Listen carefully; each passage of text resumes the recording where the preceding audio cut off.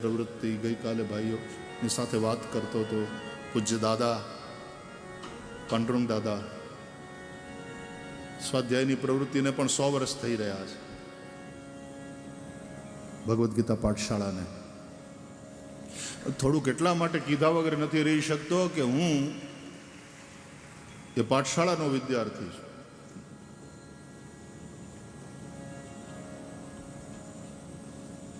એટલે મફતનું લઈશ નહીં. પુરુષાર્થ કર, અર્જુનની જેમ લડ, હાક મારતો જા, મદદ તૈયાર છે. Krishna is with you, Krishna is not for you. ભગવાન મારી સાથે છે, ભગવાન મારા માટે નથી. આ યાદ રાખવું જોઈએ. આઈ એમ સપોઝ ટુ ફાઇટ. યુદ્ધ મારે કરવાનું છે. આ મારું યુદ્ધ છે. કૃષ્ણ મારી સાથે છે. પ્રભુ તમે છો મારા જીવન રથના સારથી. તમે છો મારા જીવન રથના સારથી. કૃષ્ણ તમે છો મારા જીવન રથના સારથી. કૃષ્ણ તમે છો મારા જીવન રથના સારથી. જ્ઞાન ગીતા ઉપદેશી મુજને, જ્ઞાન ગીતા ઉપદેશી મુજને, બનાવજો પરમારથી. મારા જીવન રથના સારથી. પ્રભુ તમે છો મારા જીવન રથના સારથી. હે કૃષ્ણ તમે છો મારા જીવન રથના સારથી. કૃષ્ણ તમે છો મારા જીવન રથના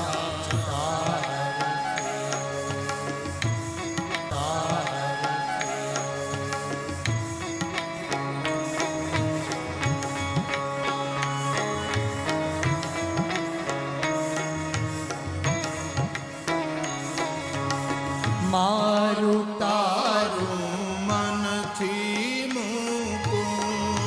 મારું તારું મામકા પાંડવાશ્ચૈવ. મારું તારું મનથી મૂકું. મોહાંગ ધૃતરાષ્ટ્રના મનમાં આ ભેદ છે. મારું તારું મનથી મૂકું. મારું તારું મનથી મૂકું. ભક્તિ કેરો પંથ ન ચૂકું. ભક્તિ કેરો પંથ ન ચૂકું. ભક્તિ કેરો પંથ ન ચૂકું. ભક્તિ કેરો પંથ ન ચૂકું. હૈયું મારું કદી ન વિસરે.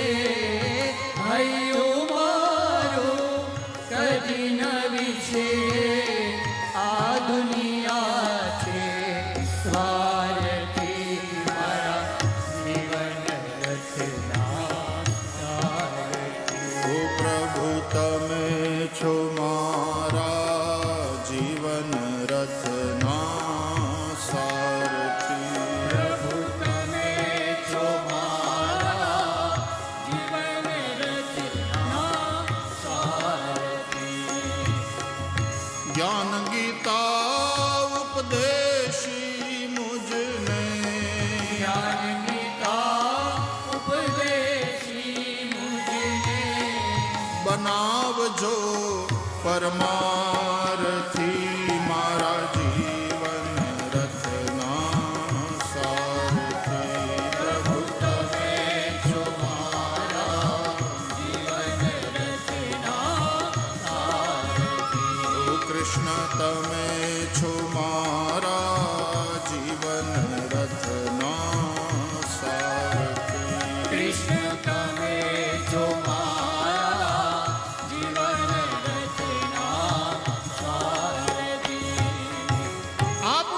છે, લડવું આપણે પડશે. કૃષ્ણ આપણને હથિયાર મૂકવા નહીં દે. અર્જુનના હાથમાંથી ગાંડીવ પડી જાય અને અર્જુનને પરસેવો વળવા માંડે, એ જોઈને કૃષ્ણને ચિંતા થાય. પાર્થ એટલે પુરુષાર્થ. ઉત્તિષ્ઠ કૌંતેય યુદ્ધાય કૃત નિશ્ચય. કૌંતે, એ મારી ભાઈના દીકરા,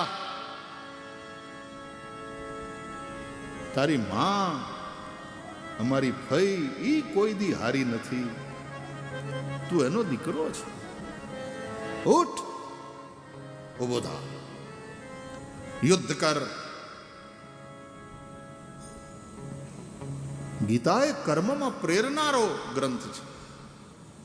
સંન્યાસીઓ એને માટે સાંખ્ય, પણ અર્જુન જેવાને માટે તો યોગ, કર્મયોગ. લોકમાન્ય તિલકજી ગીતાના ઉપર જ્યારે કહેશે ત્યારે એની એક દ્રષ્ટિ, અને આદ્ય શંકરાચાર્ય ભગવાન કહેશે ત્યારે એની બીજી દ્રષ્ટિ. એની એ ગીતા પણ જ્ઞાનપરક અર્થો શંકરાચાર્ય ભગવાન બતાવે, અને કર્મપરક વાતો એ લોકમાન્ય તિલક બતાવે. તો સાંખ્ય અને યોગ આ બંને નિષ્ઠા છે. ભગવાને કહ્યું, લોકેસ્મિન દ્વિવિધા નિષ્ઠા પુરા પ્રોક્તા મયા નઘ જ્ઞાન યોગેન સાંખ્યાનામ કર્મયોગેન યોગિનામ. Help yourself. ભગવાન પણ એની જ મદદ કરે છે જે પોતે પોતાની મદદ કરે. બેઠા બેઠા પડ્યા પડ્યા ખાતા રહેવાની જ્યાં વાત હોય, ભગવાન એની સાથે ના હોય. આમ ભલે આપણે બધા ભજન ગાય, ભાલા વાલા મારી ભેરે રહેજો, ભાલાવાળો રામદેવ પીર પણ એમ કે તમે ધંધા હગડ રહેજો, તો મફતનું ખાવાની વાત નહીં. હાડકા નકામા થઈ જાય એ ખોટું.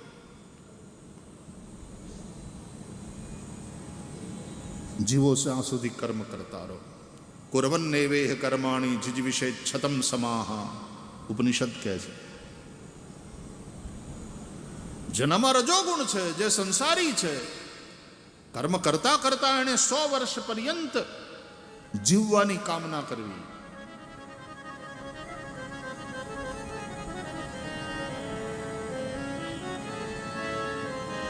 કોકનું ખોદતા જાય, બીજાની ટીકા કરતા જાય, અને પાછા એમ કે હવે અમે તો કાંઠે બેઠા. કાંઠે બેઠા એ વાત સાચી, પણ બીજાને ધક્કો મારવા. ऐसा जीवन किस काम का? उपयोगी बने. जो ઉપરાષ્ટ્રપતિ બને ને એકવાર, પછી એના રાષ્ટ્રપતિ બનવાના ચાન્સીસ વધારે કહેવાય. શક્યતા છે કે જે ઉપરાષ્ટ્રપતિ છે આજે એ આવતીકાલે રાષ્ટ્રપતિ બને. જે ઉપમુખ્યમંત્રી બને, ભવિષ્યમાં એ કદાચ મુખ્યમંત્રી બને એવા ચાન્સ વધારે. એમ જે ઉપયોગી બને એ યોગી બને એવા ચાન્સ વધારે. ભગવાન શ્રી કૃષ્ણ અર્જુનને કહે છે, તસ્માત યોગી ભવાર્જુન. હે અર્જુન, એ માટે થઈને તું યોગી બન. યોગી થવા માટે શું કરવાનું? ઉપયોગી બનવાનું. જીવો ત્યાં સુધી તમે તમારી ઉપયોગિતાને ટકાવી રાખો. જો ઉપયોગિતા ગઈ, ફેંકાઈ જાશો. આ દુનિયાનો દસ્તુર છે. ઉપયોગિતા ટકાવી રાખો. જે પણ ઉપયોગી નથી રહેતું ફેંકાઈ જાય છે. ઉપયોગી બનો. સમાજને માટે ઉપયોગી બનો.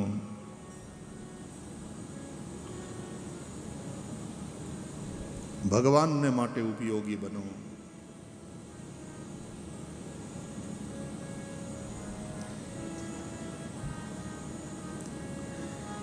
આપણે ત્યાં અર્પણ, તર્પણ અને સમર્પણ સંસ્કૃતિની આપણી જે જીવન પદ્ધતિ છે એમાં આ ત્રણ શબ્દો બહુ મહત્વના છે. અર્પણ, તર્પણ, સમર્પણ. આ ત્રણેયમાં ત્યાગ છે. ત્યાગ વિના ન અર્પણ થાય, ત્યાગ વિના ન તર્પણ થાય, ત્યાગ વિના ન સમર્પણ થાય. માટે ત્યાગની ભાવના ઉપનિષદો કહે છે તેન ત્યક્તેન ભુંજીથા. ત્યાગે નહીં કે અમૃતત્વ માનશુ. સમાજ માટે કરેલો ત્યાગ એ અર્પણ. પિતૃઓ માટે કરેલો ત્યાગ, આપણા વડીલો, આપણા મા બાપ, આપણા દાદા દાદી અથવા તો દિવંગત પિતૃઓ એના માટે કરેલો ત્યાગ એ તર્પણ.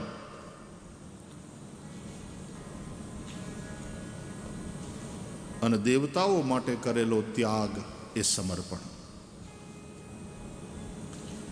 આ ત્રણેય માટે ત્યાગ કરવો જોઈએ. કેમ? કારણ કે ત્રણેયનું આપણા ઉપર ઋણ છે. આપણા મા બાપનું, આપણા પૂર્વજોનું આપણા ઉપર ઋણ છે, પિતૃ ઋણ.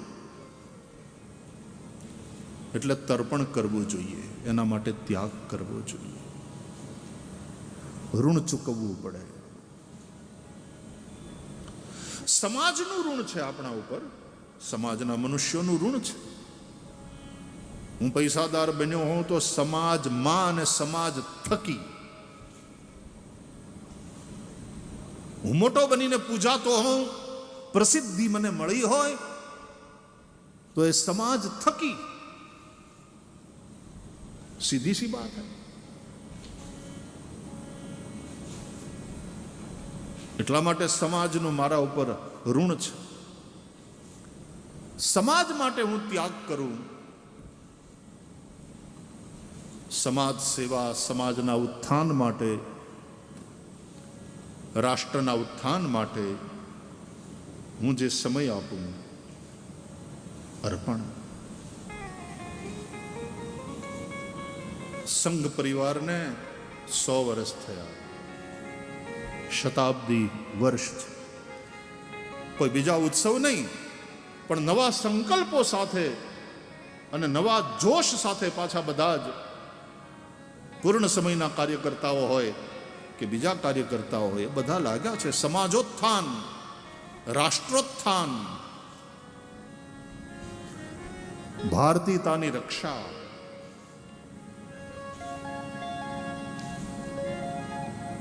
અને એના દ્વારા ભારતને વિશ્વગુરુ બનાવવા તરફ લઈ જવું. એમાં હું શું યોગદાન આપી શકું?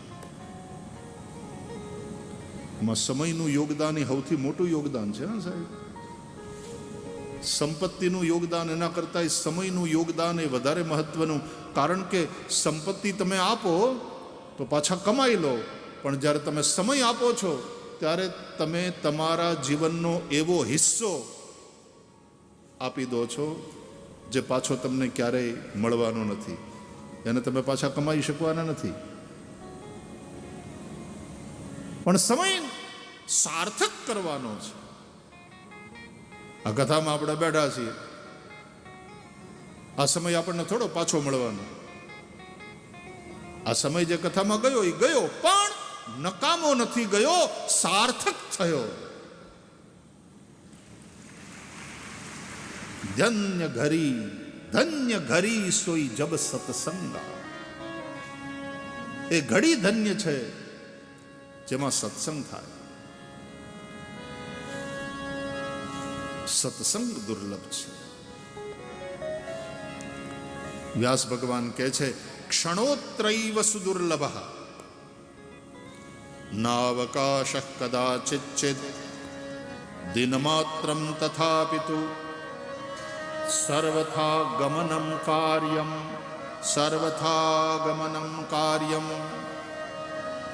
ક્ષણોત્રૈવ સુદુર્લભ. કથામાં ગુજારેલી એક ક્ષણ, સત્સંગમાં ગુજારેલી એક ક્ષણ દુર્લભ છે. दुर्लभैव कथा लोके श्रीमद् भागवतोद्भवा. व्यास भगवान कहते हैं कथा दुर्लभा, सुराणाम अपि दुर्लभा, देवों ने पण दुर्लभ एवी श्री हरिनी कथा.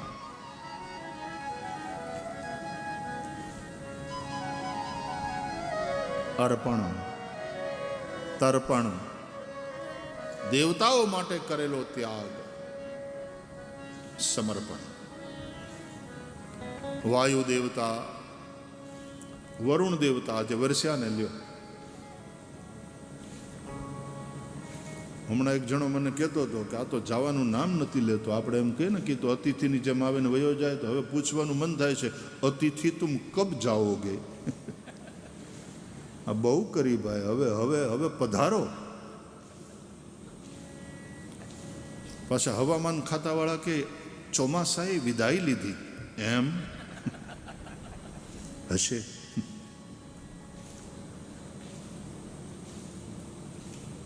પણ તમે આ વરસાદને પૂછો ને કે આમ આમ કેમ તમે તો વિદાય લેવાના હતા, તો વિદાય જ લેવાનો છો. આ તો બાય બાય ટાટા કરવા આવ્યો છું.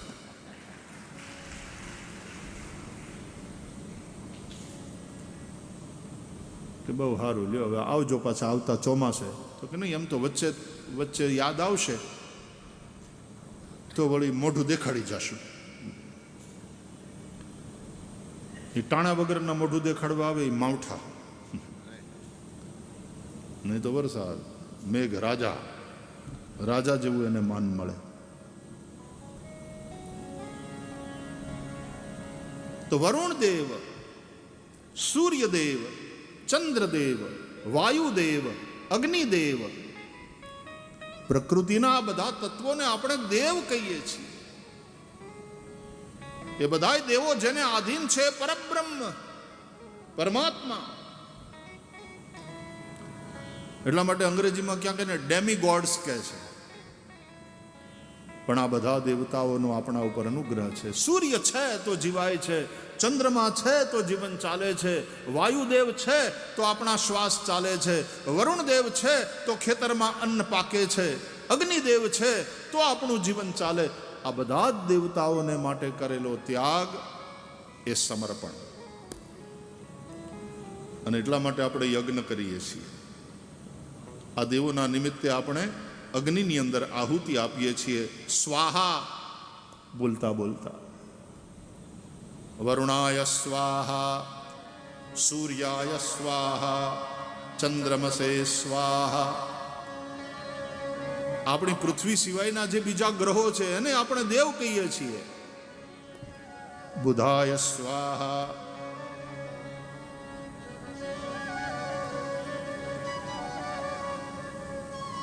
ગુરુ, શુક્ર, શનિ, બધા ગ્રહોને આપણે દેવ માનીએ છીએ.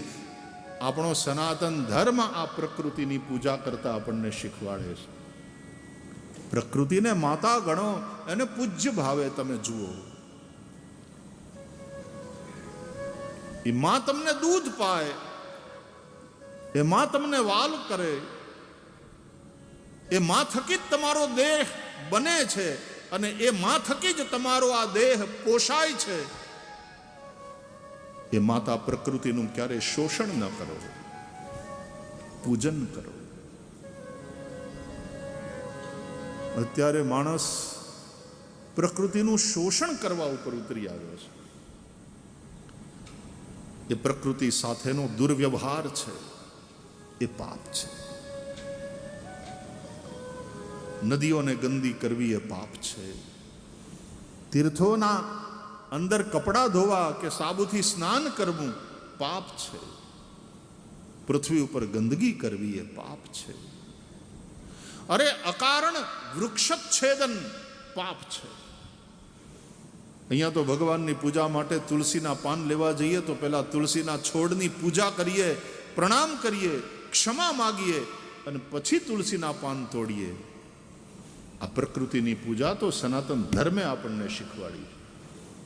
આ કોઈ નોખો માર્ગ નથી, આ સનાતનની અંદરનું જ છે. આ ઋષિઓએ શીખવાડ્યું છે આપણને.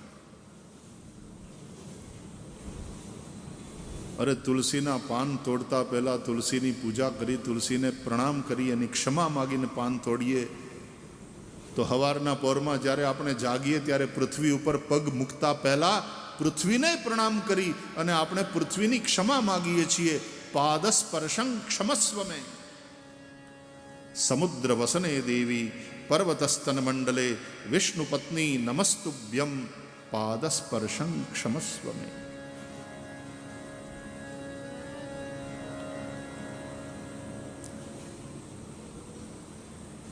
મનુષ્યનો વ્યવહાર મનુષ્યેતર જે પ્રાણીઓ જીવસૃષ્ટિ પંખીઓ છે એની સાથે કેવો હોવો જોઈએ? તો બતાવ્યું ભાગવતમાં કે જેવો વ્યવહાર માતા પિતાનો પોતાના સંતાન સાથેનો હોય. પ્રકૃતિને તમે માતા માનો અને પૂજા કરો, શોષણ નહીં, પોષણ કરનારી પ્રકૃતિની પૂજા કરો. અને બીજા બધા જીવો સાથે તમારો વ્યવહાર તો કે તમે મા બાપ છો, એ તમારા સંતાન છે એમ માનીને વ્યવહાર કરો. કયા મા બાપ પોતાના સંતાનને મારી નાખે? એની રક્ષા કરો, એનું પોષણ કરો, એનું હિત થાય એવું કરો.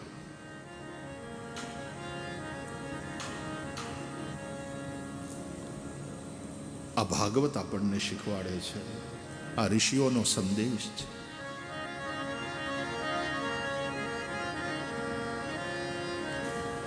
અને મનુષ્યો સાથેનો વ્યવહાર કે અમે એક જ સંતાનના, એક જ પિતાના બધા સંતાન છીએ.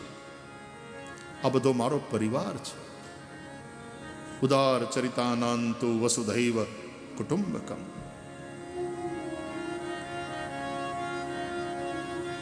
પરસ્પર પ્રેમ. મારામાં પણ ભગવાન બેઠો છે, તારામાં પણ ભગવાન બેઠો છે. હામાં મળીએ ત્યારે આપણે રામ રામ કરીએ છીએ. મારામાં પણ રામ છે, તારામાં પણ રામ છે. પણ મનવા તું રાવણ તું રામ, તું જ રાવણ છે, તું જ રામ છે. તારે તારી અંદરના રામને પ્રગટ કરી, તારે તારી અંદર ના રાવણને ખતમ કરવાનો છે. તો વિજયાદશમી. ફાફડા ઘાંટિયા જલેબી ખાવા માટે વિજયાદશમી નથી.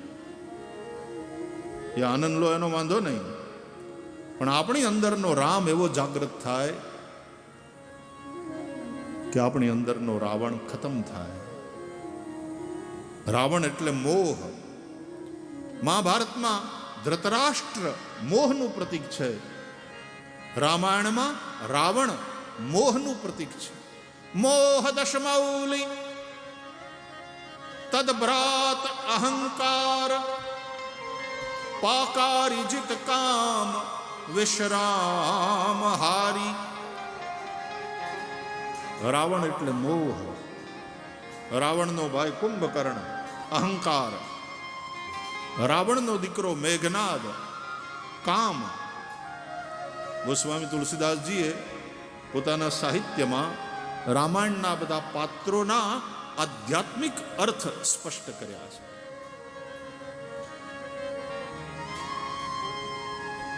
તો મેન જે રાક્ષસ છે ને રામાયણમાં, મુખ્ય ખલનાયક એ રાવણ છે. તો આપણા જીવનનો પણ મુખ્ય ખલનાયક હોય તો એ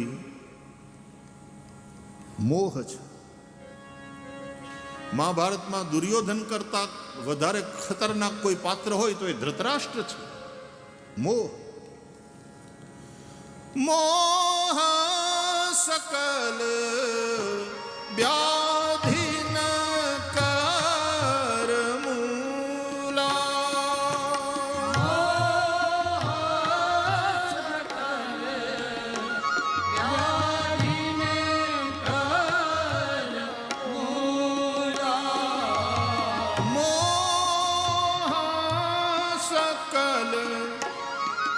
व्याधिन कर मूला.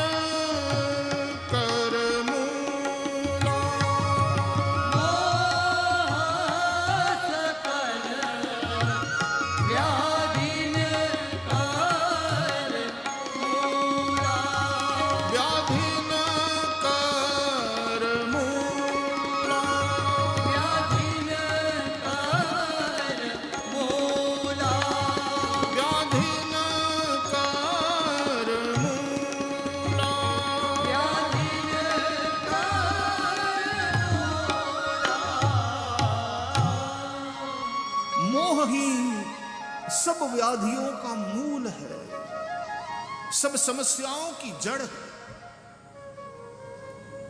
એ મોહને મારવા માટે હરિકથા છે. બિનુ સત્સંગન હરિકથા તા બિનુ મોહન ભાગ. મોહ ગયે બિનુ રામ પદ હોઈન દ્રઢ अनुराग. तुलसीदास जी कहते हैं रामायण में, सत्संग विना हरि कथा नहीं थाय, हरि कथा विना मोह नहीं जाए. અને મોહ નહીં મટે ત્યાં સુધી ભગવાનમાં ભક્તિ નહીં થાય. આખી ભગવદ્ ગીતા, એનો ઉપદેશ ભગવાન શ્રી કૃષ્ણે અર્જુનને કર્યો અને પછી પૂછ્યું,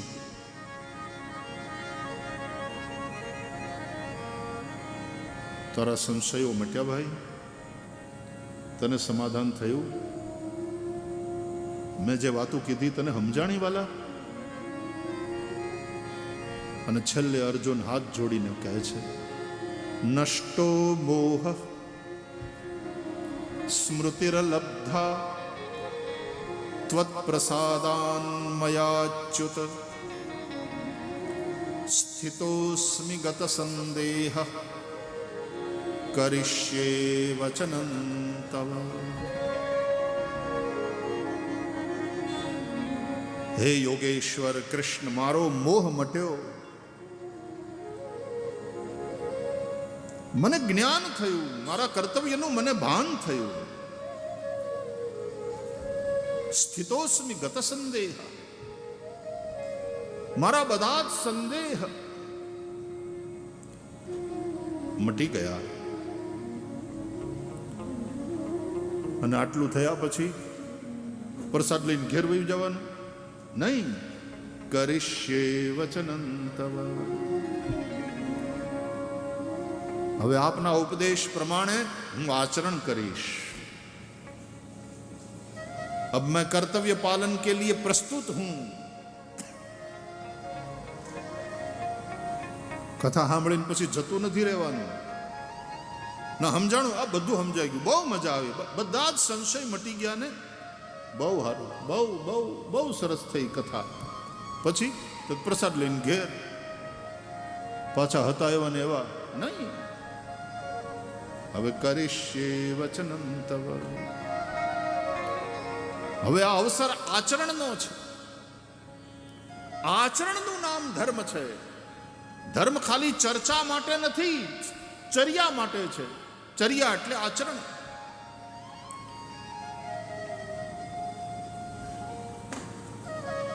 આજે ધર્મ ચર્ચા તો બહુ થાય છે, પણ ધર્મચર્યા કેટલી થાય છે? ધાર્મિક પ્રવૃત્તિ બહુ વધી હોય એવું લાગે છે, પણ એ પ્રવૃત્તિ કયા પ્રકારની છે? ધર્મની ગાયને દોઈ લેવાની કે ધર્મની ગાયને ચારો નાખવાની? જરા થોડો વિચાર કરજો ગંભીરતા સાથે. અત્યારે જે ધાર્મિક પ્રવૃત્તિ વધેલી દેખાય છે એ કયા પ્રકારની છે? ધર્મની ગાયને ચારો નાખવાની કે ધર્મની ગાયને દોઈ લેવાની? આ પ્રવૃત્તિ કઈ છે? ધર્મની ગાયનું પોષણ થાય, ધર્મની ગાયની સેવા થાય, એને ચારો નાખવાની, એને ખવડાવવાની, એ પ્રવૃત્તિ કેટલી? બધા ધર્મની ગાયને દોઈ લેવી છે.